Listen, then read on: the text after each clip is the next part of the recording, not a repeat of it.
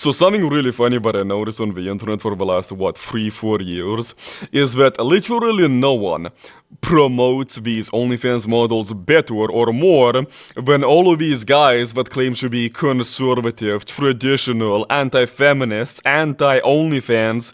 No one promotes these women like those guys. These guys are literally the ones that spend the most amount of time talking about and thinking about these OnlyFans models, and then they go and tell everyone else what these OnlyFans models are up to. I literally would not know who Bonnie Blue is or what she's doing if it wasn't for these guys. I do not care how many men she sucks off in a day. I do not care. Stop telling me. All of these guys, all of these like masculinity podcasts, all of these YouTube channels that claim to be teaching men, helping men, and realistically all they do is just shit on women, complain about women. It's pathetic. But anyway, what I was saying is, if it wasn't for all of these guys that non-stop talk about women, non-stop talk about OnlyFans models, first of all, not only would I and probably a lot of other people not know who these women are, but I guarantee you that these women wouldn't even be making the amount of money that they make if it wasn't for all of these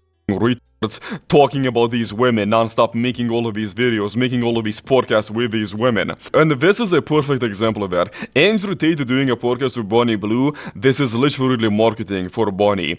Every single one of these OnlyFans models wants to go on these podcasts because every single time they get a new subscription, they get thousands of new subscriptions to their OnlyFans every single time whenever they go on these podcasts. It's like this podcast got 2 million views in 2 days. How are you people gonna complain about the amount of money that this woman makes and then give her this much attention? This woman probably got like 20,000 new subscriptions to her OnlyFans at least, thanks to Andrew Tate promoting her. And I also want to say, this podcast is literally the worst example of goy slop that I have ever seen. Now, if you don't know what a goy slop means, the word goy is what Jews call non-Jews, because in their book, in the Talmud, it basically says that the Jews are the chosen people and the non-Jews are basically cattle.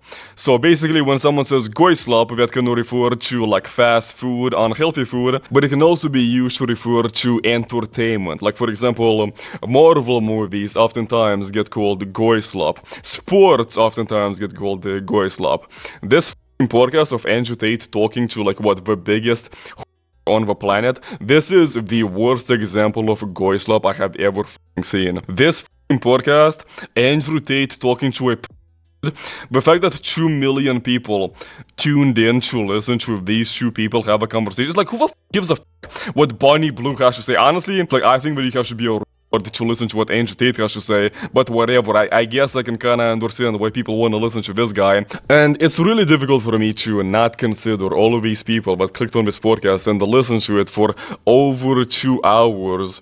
It's really difficult for me to not agree with the Jews and not consider those guys goy. It's really hard to not consider those people cattle.